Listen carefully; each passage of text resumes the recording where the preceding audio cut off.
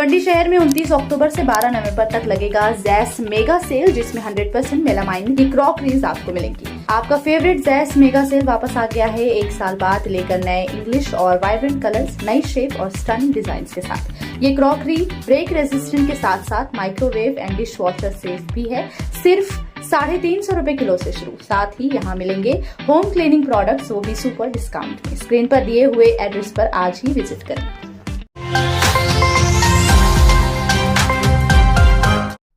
Life in Bhiwandi के 5 साल पूरे होने की खुशी में एक ग्रैंड इवेंट ऑर्गेनाइज किया जा रहा है।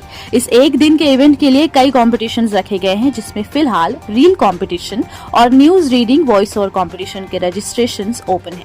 रजिस्ट्रेशन की आखिरी तारीख है 31 अक्टूबर। तो अगर आपने अब तक अपना नाम रजिस्टर नहीं किया है तो अभी कर लीजिए। अगर आपको इस इवेंट पे अपना स्टॉल बुक करना है तो स्क्रीन पर दिए गए नंबर पर कॉन्टैक्ट करें। इवेंट और कॉम्पिटिशन से जुड़ी हर अपडेट के लिए हमारे इंस्टाग्राम अकाउंट को फॉलो करना ना भूलें।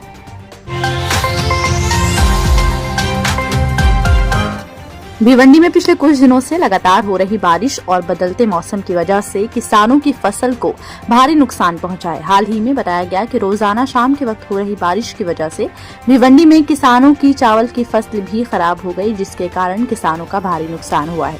इस बात की खबर लगते ही आमदार शांताराम मोरे ने किसानों से बातचीत की और फसलों का जायजा लिया।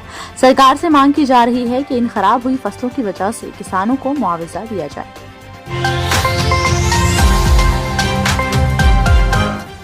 भिवंडी के पद्मा नगर में 40 साल पुरानी म्यूनिसिपल स्कूल बिल्डिंग तोड़ने के बाद करप्शन के आरोप लगे हैं।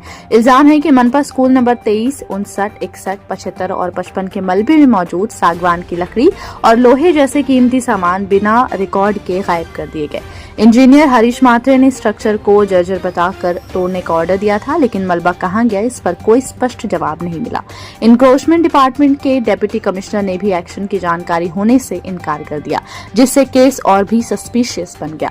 सोशल वर्कर परमेश्वर अंभोरे ने कहा कि मलबा कोनवाड़ा में जमा करके ऑक्शन के जरिए बेचा जाना चाहिए था, पर आरोप है कि कीमती मटेरियल लोकल लेवल पर बेचकर मनपा को लाखों का नुकसान पहुंचाया गया है। भिवंडी के अशोक नगर में बिना परमिशन के बीम डालकर किया गया इलीगल कंस्ट्रक्शन एक सीरियस कंसर्न बन गया है।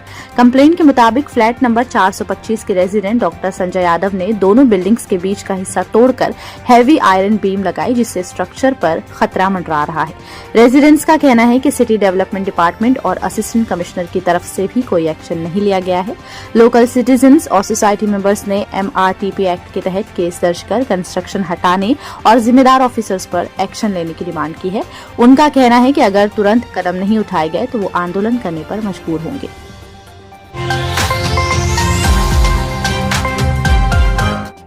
भिवंडी निजामपुर म्यूनिसिपल कॉर्पोरेशन के स्क्रैप टेंडर पर करप्शन के आरोप लगे हैं।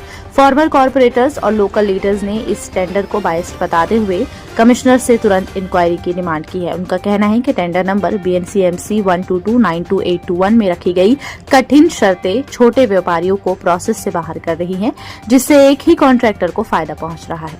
लीडर्स का आरोप है कि ई-टेंडरिंग सिस्टम में भी जानबूझकर रुकावटें डाली गई हैं। नागरिकों ने चेतावनी दी है कि अगर इन्वेस्टिगेशन नहीं हुई तो वो प्रोटेस्ट करेंगे।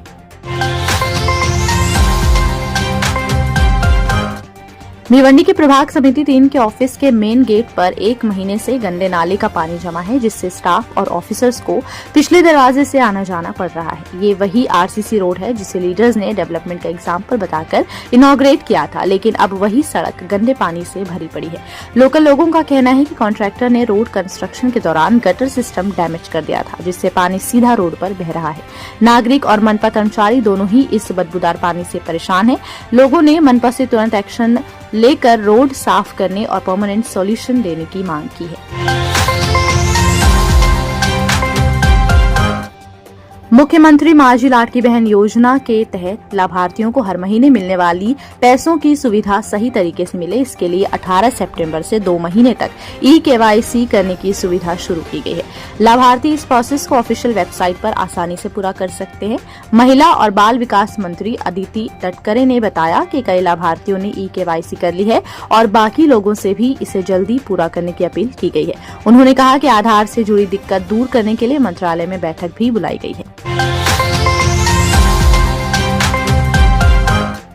बीएमसी अपने मराठी, उर्दू, हिंदी और इंग्लिश मीडियम के म्यूनिसिपल स्कूल्स के क्लास 9 के 19,317 बच्चों के लिए नए टैबलेट्स बांटने जा रही है।